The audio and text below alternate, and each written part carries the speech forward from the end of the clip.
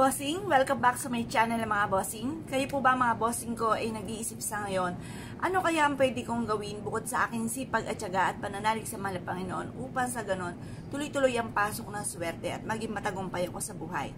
Masabi ko lang po mga bossing ko, unang-una, ito ay pinagdaanan ko na mga bossing, ni makain ay wala. Lagi kami pinapalaya sa aming mga tinitirhan. Ganon din po ang sasakit ng mga naririnig. Ganon din po yung magpa-friend request ka lang sa kanila, mag-react kaagad sila, kakalat ka kaagad sa mga angka ninyo at sabihin nagpa-friend request ka at maaaring ikaw uutang dito.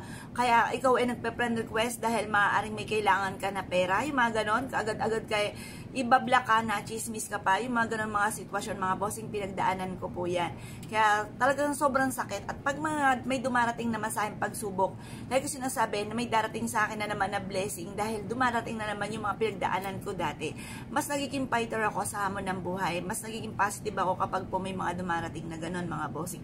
At kahit ngayon, kapag may naririnig pa rin akong ganon mga bossing, ako po ay natutuwa at sinasabi ko na kung may darating na naman sa akin blessing dahil ayan na naman, may mga nanggaganyan na naman sa akin mga bossing. Ngayon pa mga bossing, ang gawin po ninyo, lalo yung sisipagan, tapos sasabayan nyo po ng pananalig sa mahal na Panginoon, humingi ka lagi ng gabay, pagtapos subukan nyo po ito. Lagi nyo po ugaliin mga bossing ko, ang pagsasabi ng mga magaganda. Kasi once ikaw ay nagsasabi ng mga pangit, mas natatawag mo yung pangit. Kaya mas maganda mga bossing, dahil tayo po ay mahilig na sa mga pampaswerte, kaya ka nanonood ng mga ganito, ay mas maganda, lagi nyo sasabihin panay mga magaganda. Tapos yung mga pangit na mga pinagdadaanan, ay lagi natin ipagdadasal na malampasan kaagad natin kung ano man yung mga pangit na pinagdadaanan. Ngayon pa mga bossing, subukan nyo po ito. Harap ka sa may gawing silangan. Ako pa mga bossing, sobrang tuwa ako kapag nakakita ako ng liwanag na sinag ng araw sa umaga na napakaganda, napakaliwanag mga bossing ko at bilog na bilog ang araw.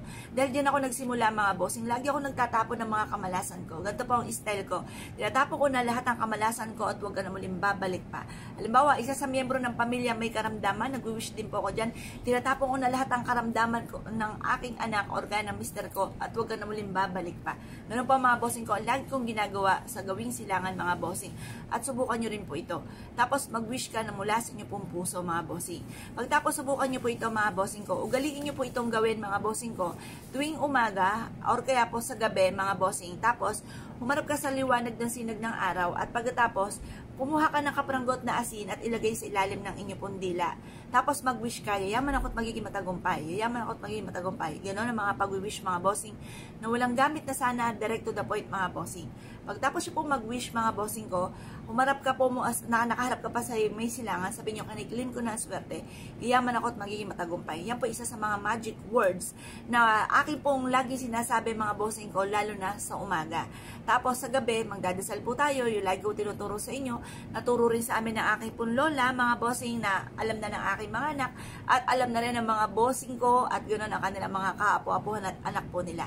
Ano po ba yan? Kung ikaw ay bago sa aking channel, ito, ilista nyo po ito, record nyo po ito, at ishare nyo rin po ito sa iba, paupang sa ganoon, makapagdasal ng taimtim, at matugunan ko ano man ang mga pagsubok na pinagdadaanan, malayo sa anumang kapamakan.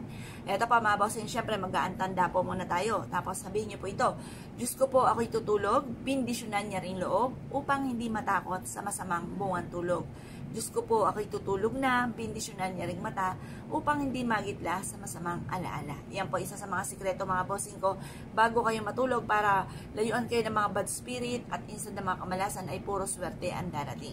Kaya kung kayo pininiwala at nais po itong gawin, ay siya mga bossing, good luck po sa ipo lahat.